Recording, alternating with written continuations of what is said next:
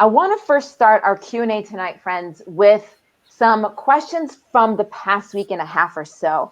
I know that as I'm looking through your Q&As right now, there's a lot of questions coming up here, and sometimes we don't get to them all. So I want to go ahead and pull some questions from the other night, and then we're going to jump onto some of these live questions. So Daniel, I want to start with you first. This question came in.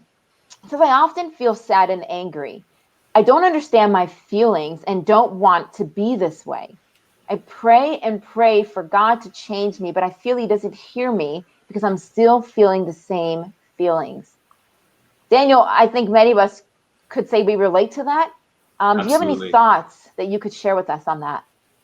Yeah, to the student that asked this question, thank you so much. And I can so relate to you. When I was 15, I would go to church every week with my family, and I actually would go and hide in the bathroom stall because I loved God, but I just couldn't vibe. I couldn't resonate with the church service because I had so much emptiness and anger and confusion and just kind of negative feelings that I just wasn't able to be with the church singing all the very happy songs that we often hear in church. They're wonderful songs, but I've noticed that almost all the songs and prayers that we hear in church are in most churches happy.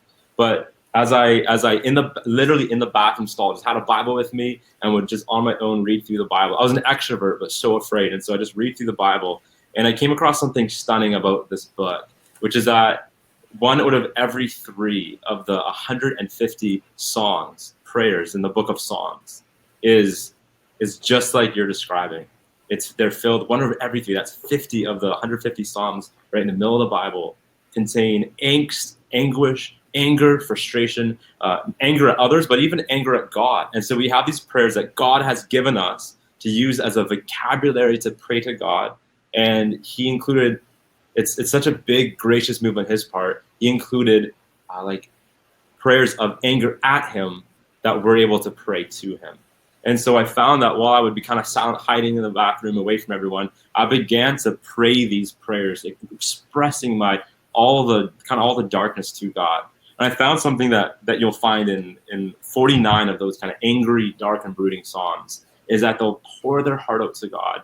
And then there's this turn where they say, but, or nevertheless, and then all of a sudden they find they're pouring out comfort and peace and praise to God. That often is the case. If we try to hold it in, it really has a grip on us. But if we're able to express the kind of the darkness within ourselves to God, we're able to kind of step into the light. However, that's true of all those negative psalms or dark psalms but one. Psalm 88 became my favorite because it starts brooding and angry, it continues that way, and it ends still brooding and angry. When I came across this, it was so unique, but it was beautiful because it shows me that just like you, if you feel that you're praying angry prayers and that you don't find you have the strength to turn toward kind of a broader perspective, that God's okay with that. With God, we never need to fake it till we make it. We can be honest with him. One last thing before I wrap this up, and that is that so many, if you look at it, so many of these songs, these prayers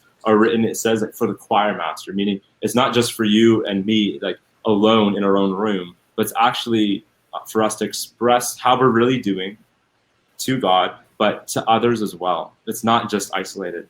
And so often in life, it's God's design that we're able to overcome the brokenness and pain and confusion in our lives when we have the courage to be honest with God and other people. And sometimes that's just being able to tell a friend, a parent, a pastor, or in my case, one of the things that helped me in my 20s was I finally went to therapy. I went to a Christian therapist, and they were able to help me work through that kind of confusion pain. So I hope that means something to you, and we'd love to follow up with you. You can contact our team, and we'd be happy to go a little deeper personally with whoever this question relates to.